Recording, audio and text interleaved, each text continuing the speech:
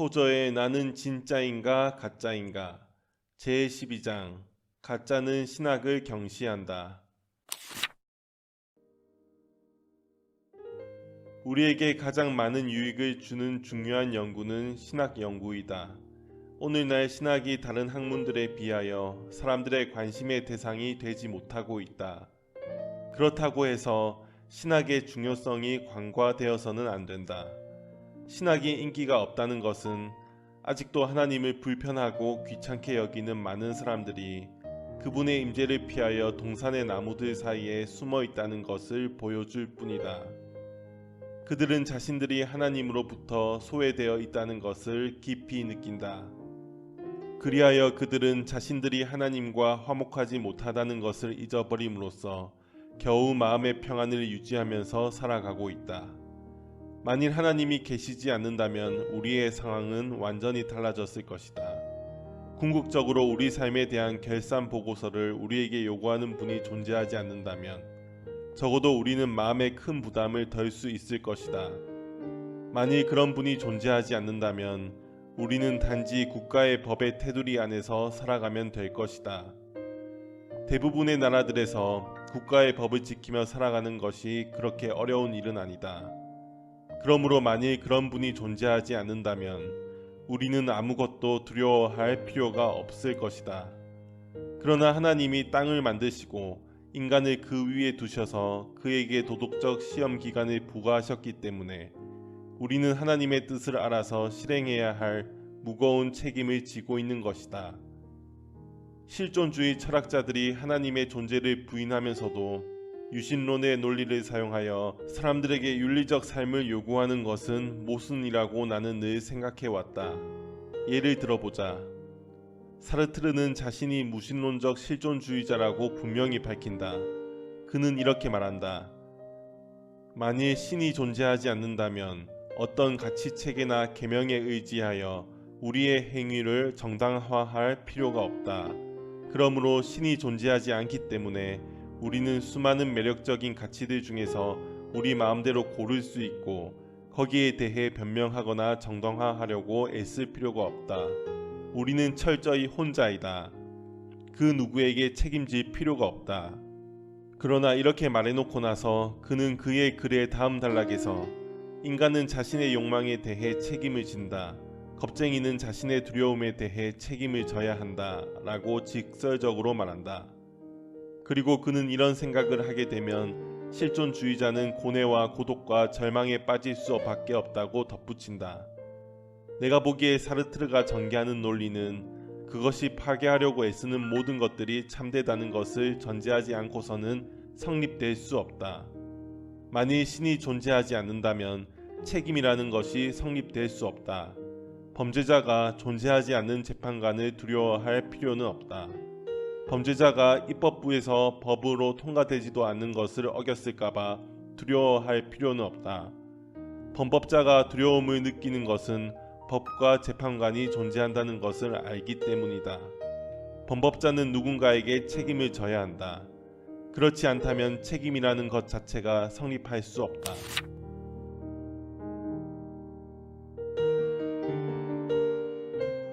신학이 지극히 중요한 이유는 바로 하나님이 존재하시고 하나님의 형상으로 창조된 인간이 하나님에게 책임을 져야 하기 때문이다.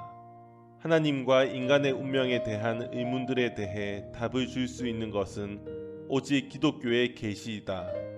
기독교 계시에 권위 있는 대답을 외면하고 다른 곳에서 답을 찾다가 아무 답도 발견하지 못하는 것은 정말 어리석은 일이다.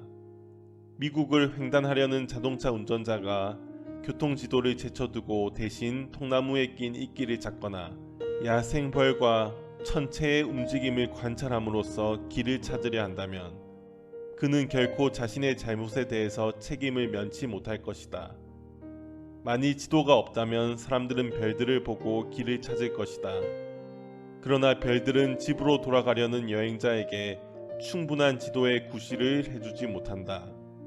히라빈들은 계시의 지도 없이 철학을 통하여 나름대로 여행을 시도했으나 구원에 이를 수는 없었다. 반면 히브리인들은 계시의 지도를 가지고 있었기 때문에 인간의 철학을 필요로 하지 않았다. 히랍 철학에 완전히 무지하지는 않는 내가 확신하는 것은 이사야서의 아름다운 한 장이나 다윗의 영감된 시편 하나가 히랍 전성기 때에 배출된 최고의 철학자들의 모든 철학보다 더 많은 도움을 인류에게 줄 수 있다는 것이다. 문명화된 현대인들이 영감된 성경을 무시하는 것은 참으로 불명예스럽고 수치스러운 일이다. 그들이 하나님, 인간의 운명, 그리고 그들의 영혼에 대하여 알기를 원하는 것이나 알아야 할 것을 그들에게 가르쳐 줄 수 있는 것이 바로 성경이다. 인간에게 정말로 중요한 것은 미래의 문제인데 사람들이 막대한 시간과 돈을 과거의 비밀을 캐는 데 쏟아붓는 것은 참으로 아이러니컬한 일이다. 그 누구도 조상에 대해서 책임질 필요가 없다. 그가 책임져야 할 과거가 있다면 그것은 오직 그가 이 땅에서 살아온 상대적으로 아주 짧은 기간의 과거이다. 인류학자가 발견할 수 있는 모든 것들보다 나에게 더 중요한 것은 내 짧은 과거에 범한 죄들을 어떻게 하면 용서받을 수 있는가? 지금 내가 어떻게 하면 죄를 짓지 않고 살 수 있는가? 그리고 미래에 어떻게 하면 하나님의 복된 임재 안으로 영원히 들어갈 수 있는가 하는 문제들이다. 영원한 영광을 소망하며 이를 바라보고 나아갈 수 있는 수단이 주어져 있지만 먼지가 수북히 쌓인 과거에만 자꾸 관심을 갖는 것은 참으로 관심의 도착이라고 말하지 않을 수 없다. 아무리 무해한 것처럼 보일지라도 나를 성경에서 멀어지게 하는 것은 나의 적이다. 내가 하나님과 영원한 것들을 묵상해야 할 시간에 나의 관심을 다른 데로 돌리게 하는 것은 나의 영혼에 해를 끼치는 것들이다. 내가 생활의 염려 때문에 성경 말씀을 잊어버린다면 그것은 참으로 내가 감당하기 힘든 재앙이다. 성경 대신 어떤 다른 것을 내가 의지한다면 나는 영생을 도둑맞는 것이다. 이 세상에서 올바로 살고 영원한 하늘나라에 이르게 하는데 필수적인 것은 신학이다. 우리는 어렵게 배우고 쉽게 잊어버리기 때문에 많은 어려움을 겪는다. 그러므로 우리는 굳게 결심하고 신학을 연구해야 한다. 우리는 설교단에서 신학을 전하고 찬송가 가사에 신학을 포함시키고 우리 자녀들에게 신학을 가르치고 그리스도인 친구들을 만날 때 그것을 대화의 주제로 삼아야 한다. 이렇게 나는 신학의 중요성을 역설하지만 신학적 진리가 사변에만 그쳐서는 안 된다고 생각한다. 오랜 세월 동안 나는 진리를 삶으로 실천할 때에야 비로소 진리를 이해할 수 있다고 믿어왔다. 다시 말해서 우리의 삶 전체가 성경과 신학의 진리를 소화하고 흡수할 때까지는 그 진리가 우리에게 아무런 효과를 갖지 못한다는 것이 나의 확신이다. 이것이 구약의 선지자들의 가르침의 중요한 요소이며 우리 주 예수님의 도덕적 교훈의 핵심이라고 나는 믿는다.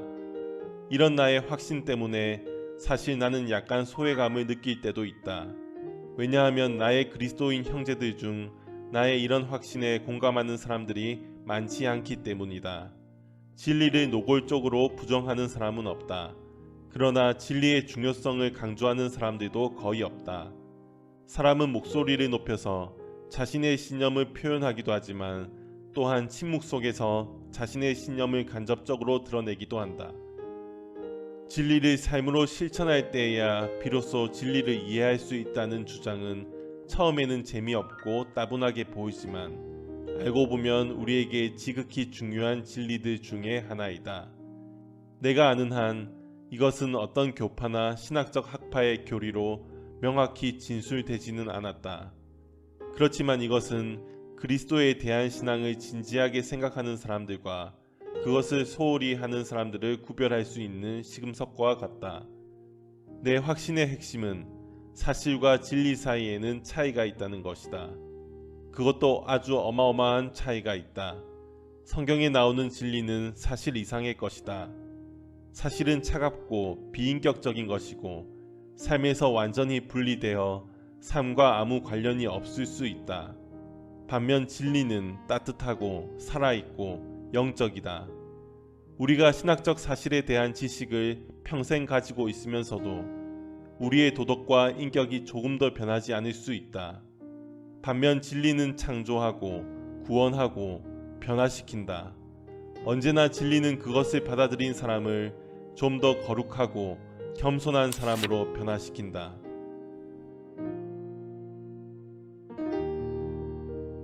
언제 신학적 사실이 그것을 받아들인 사람에게 생명을 주는 진리가 되는가? 그것은 순종이 시작될 때이다. 우리의 의지가 그리스도를 주로 인정하고 헌신하겠다고 동의할 때 진리는 조명하고 구원하는 사역을 시작한다. 그전에는 절대 그런 사역을 시작하지 않는다. 우리 주님은 당시의 종교 원문주의자와 갈등을 일으키실 때 종종 짧은 말씀들을 하셨다. 그 말씀들은 방대한 진리의 보고를 열 수 있는 열쇠이다. 사실 이런 말씀들은 복음서들에서 어렵지 않게 발견할 수 있는데 요한복음 7장에 보면 사람이 하나님의 뜻을 행하려 하면 이 교훈이 하나님께로서 왔는지 내가 스스로 말함인지 알리라 라는 말씀이 나온다. 로버트스는 그의 책 신약 언어 대해설에서 우리는 머리로만 아는 지식과 하나님의 뜻을 행하려는 의지를 구별해야 한다 라고 말한 다음 공감이 없다면 이해도 없다는 웨스트코트의 말을 인용한다. 위대한 영국의 성경학자 웨스트코트와 탁월한 미국의 주석가 로버트스는 주님의 이런 말씀들이 진리에 복종하는 사람만이 진리를 이해할 수 있다는 가르침이라고 해석한다. 그러나 안타깝게도 오늘날 평균적인 복음주의적 성경학자들은 이들의 해석이 너무 급진적이기 때문에 마음을 불편하게 한다고 생각하여 무시한다. 그러나 그리스도와 사도들의 가르침의 참 의미를 이해하려고 한다면 우선 그 가르침에 순종해야 한다. 오랜 교회의 역사를 살펴볼 때 교회 부흥의 역사가 일어날 때마다 거기에는 항상 진리에 대한 순종이 있었다. 되살아난 교회와 죽은 교회를 가르는 시금석은 교회 구성원들이 진리에 대해서 어떤 태도를 취하느냐이다. 죽은 교회는 진리에 복종하지 않고 단지 진리의 껍질만을 붙든다. 반면 하나님의 뜻을 행하려는 교회는 즉시 영적인 능력을 부여받는 복을 받는다. 신학적 사실들은 엘리야가 갈멜산 위에 만든 제단과 같다. 그 제단이 아무리 제대로 잘 차려졌다 할지라도 하늘에서 불이 내려오기 전까지는 차가웠다. 온전한 순종이 있을 때 하늘에서 불이 내려와서 사실들을 영적인 진리로 변화시킨다. 그리고 영적인 진리는 사람들을 변화시키고 빛을 비추어주고 거룩하게 한다. 성경 공부만 하고 성령님에게 가르침을 받지 못한 교회나 개인은 진리가 그것에 대한 신학적 진술보다 더 깊은 차원의 것임을 깨닫지 못한다. 안타깝게도 실제로 이런 교회나 개인이 많이 있다. 우리가 진리에 참여하는 자가 되기 전까지는 진리가 우리를 도울 수 없다. 14세기에 살았던 시내의 성 그레고리는 이해와 참여가 영적 생활에서는 서로 불가분의 관계에 있다고 가르쳤다. 그는 이렇게 말했다. 계명을 지키지 않고 단지 독서와 학습을 통해 계명을 이해하려는 사람은 그림자를 실체로 착각하는 사람과 같다. 왜냐하면 진리를 정말 이해할 수 있는 사람은 진리에 참여한 사람, 즉 삶을 통해서 진리를 맛본 사람뿐이기 때문이다. 진리에 참여하지 않는 사람, 즉 진리 안으로 들어가 보지 않는 사람이 그것을 이해하려고 한다면 인간적 지혜로 그것을 왜곡시키게 된다. 이런 사람은 진리에 대한 자신의 지식을 자랑할지 모르지만 사도 바울은 이런 사람에 대하여 육에 속한 사람은 하나님의 성령의 일을 받지 아니하나니 저희에게는 미련하게 보임이요 라고 말한다. 지금까지 내가 강조하여 주장한 것은 교회의 사상과 가르침에서 소홀해졌지만 이제는 반드시 교회에서 강조하고 가르쳐야 할 내용이다. 교회가 이렇게 할 때 놀라운 역사들이 일어날 것이다. 영적 진리는 그것의 본질에 있어서 그리고 우리가 그것을 이해하는 방식에 있어서 자연적 진리와 다르다. 우리는 우리의 도덕적 또는 영적 상태와 관계없이 자연적 진리를 배울 수 있다. 예를 들어 선인이든 악인이든 정상적인 지성을 갖춘 사람이라면 누구나 자연과학의 진리를 이해할 수 있다. 논리와 인간적 순수성 사이에, 해양학과 친절한 성품 사이에 아무 관계가 없다. 지적 능력만 있으면 누구라도 철학적 명제를 이해할 수 있다. 어떤 사람이 평생 동안 철학을 연구하고 가르치고 철학에 관한 책을 쓰면서도 동시에 평생 동안 사적인 대인관계에 있어서 교만하고 탐욕적이고 부정직할 수 있다. 이 점에 있어서는 신학도 다르지 않다. 반드시 경건해야 신학을 배울 수 있는 것은 아니다. 사기꾼이나 산적도 경건한 그리스도인처럼 이 세상의 어떤 신학교에서라도 공부할 수 있을 것이다. 대다수 신학생들의 도덕성이 보통 사람들의 평균적인 도덕성보다 훨씬 높을 것이라고 나는 믿는다. 그러나 신학생들이 신학교에서 퇴학당하지 않기 위해서 요구되는 수준의 도덕성보다 더 높은 도덕성을 유지하지 않으면서도 얼마든지 신학 공부를 할 수 있는 것이 또한 현실이다. 우리는 이 점을 분명히 명심해야 한다. 만일 예수님 당시에 신학사 학위가 수여되었다면 가룟 유다도 학위를 받았을 것이라고 그리 어렵지 않게 상상할 수 있다. 신학생의 연구와 그의 마음의 상태 사이에는 아무런 필연적인 관계가 없다. 성인뿐만 아니라 죄인도 죄론, 속죄론, 종말론, 성령론의 어떤 내용이라도 다 이해할 수 있다. 높은 수준의 성결한 상태에 도달한 사람만이 헬라어나 히브리어를 배울 수 있는 것은 아니다. 그러나 그렇다고 해서 우리가 도덕성과 상관없이 신앙적 지식을 가져야 한다는 말은 물론 아니다. 우리가 명심해야 할 것은 하나님이 우리에게 신학적 지식뿐만 아니라 영적 진리까지도 전해주기를 원하신다는 것이다. 우리는 영적 진리를 자연적이고 일상적인 방법으로 깨달을 수 없다. 사도 바울은 고린도 교인들에게 이렇게 말했다.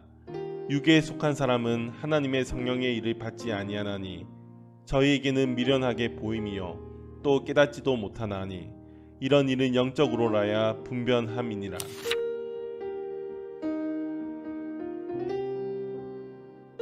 우리 주님도 성령께서 조명해 주시지 않으면 깨달을 수 없는 이런 지식에 대하여 여러 번 언급하셨다. 주님의 가르침에 의하면 이런 지식은 오직 하나님이 빛을 비추어 주실 때 얻어지는 결과이다. 다시 말해서 신적 조명의 결과이다. 신적 조명은 지적인 빛과 모순되는 것이 아니라 그것을 완전히 초월한다. 이런 사상은 제4복음서, 즉 요한복음에 많이 나온다. 요한의 복음을 이해하려면 이 사상을 반드시 이해해야 한다. 그러므로 이 사상을 부정하는 사람은 누구나 요한이 전하는 우리 주님의 교훈들을 이해할 수 없다. 이 사상은 요한 1서에서도 발견된다. 이 사상 때문에 요한 1서는 이해하기에 매우 어려운 서신이 된다. 그러나 이 서신의 교훈들을 영적으로 잘 분별한다면 그것은 신약의 서신들 중 가장 아름답고 유익한 서신들 중 하나가 된다. 왜냐하면 바로 이 사상이 그 안에 들어있기 때문이다. 영적 진리를 이해하기 위해서는 반드시 영적 조명이 선행되어야 한다는 사상은 신약 전체가 가르치는 사상이다. 뿐만 아니라 그것은 시편, 잠언, 그리고 선지서들의 교훈들과 전적으로 일치한다. 구약의 외경도 시편, 잠언 및 선지서들의 내용에 동의한다. 외경이 하나님에 의해서 영감된 것으로 볼 수는 없지만 그래도 우리에게 유익을 줄 수는 있다. 왜냐하면 외경은 고대 이스라엘의 지혜로운 사람들이 하나님의 진리에 대하여 그리고 그 진리가 인간의 마음에 어떻게 받아들여질 수 있느냐에 대하여 깊이 연구하는 중에 씌어진 글이기 때문이다. 신약은 자연적인 사람과 하나님의 불을 받은 사람을 날카롭게 구별한다. 베드로가 주는 그리스도시요 살아계신 하나님의 아들이시니이다 라고 훌륭한 신앙 고백을 했을 때 우리 주님은 바요나 시모나 내가 복이 있도다. 이를 내게 알게 한 이는 혈육이 아니요 하늘에 계신 내 아버지시니라 라고 대답하셨다. 성령으로 아니하고는 누구든지 예수를 주시라 할 수 없느니라 라는 사도 바울의 말도 동일한 진리를 표현한다. 내가 말하고 싶은 요점은 하나님이 주시는 영적 조명이 없으면 신학적 진리도 단지 한낱 지식이나 정보에 지나지 않는다는 것이다. 신학과 상관없이 이 조명이 주어질 수 없지만 이 조명이 없이 신학을 공부하는 것은 가능하다. 영적 조명 없이 신학을 공부하면 소위 죽은 정통이 되고 만다. 죽은 정통이 어떻게 가능하냐? 죽은 것이 어떻게 정통이 될 수 있느냐?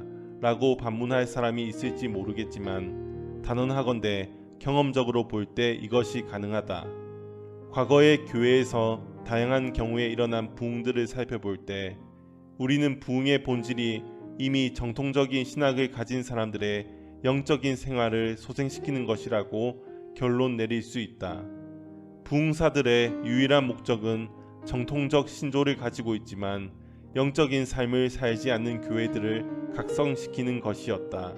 만일 부흥사가 이 목적에 충실하지 않는다면 그는 더 이상 부흥사가 아니었다.